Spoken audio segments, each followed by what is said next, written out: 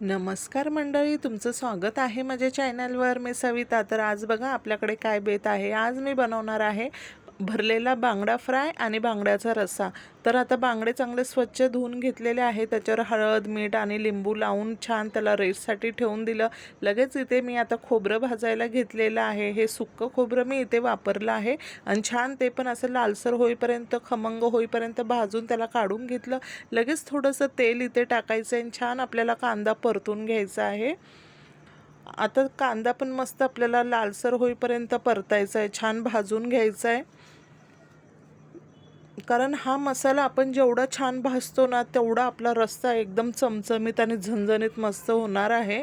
तर आता बघा कांदा छान भाजला. लगेच थोडंसं तेल टाकायचं आणि मिरचीचा चांगला ठसका लागेपर्यंत मस्त मिरची, अद्रक आणि लसूण इथे मी मस्त भाजून घेतलं. वरतून कोथिंबीर टाकली, ती पण मस्त अशी भाजून घेतली. 2 टोमॅटो इथे मी कापून टाकलेले आहे आणि छान भाजून घेतला हा मसाला.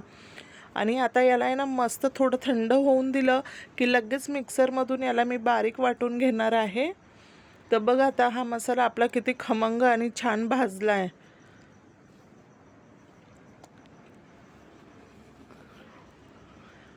हा बांगड्याचा रस्सा आहे ना खायला एवढा टेस्टी लागतो ना, असा चटपटीत लागतो. मग भाकरीसोबत, चपातीसोबत, भातासोबत पाहिजे तसं आपण हा खाऊ शकतो. आता मसाला वाटून झाला. लगेच इथे एका पातेल्यामध्ये तेल टाकलं आणि छान तेलामध्ये ना हा मसाला व्यवस्थित परतून घ्यायचा आहे. तेल सुटेपर्यंत हा मसाला छान परतून घेतला इथे मी.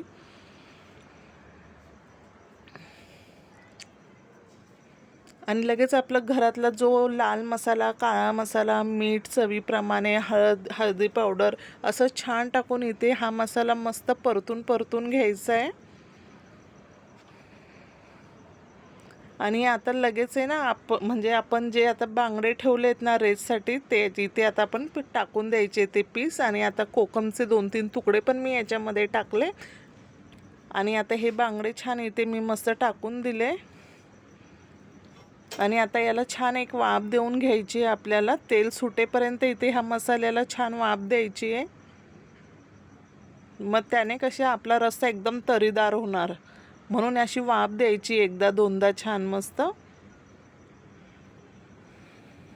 आणि मग जसा रस्सा हवा ना, जेवढा हवा ना तेवढं त्याच्यामध्ये मस्त पाणी टाकायचं, छान मिक्स करायचं. उकळी आली की लगेच मंद आचेवर याला 10 मिनटं छान मंद आचेवर कालवण आपलं उकळून घ्यायचं आहे.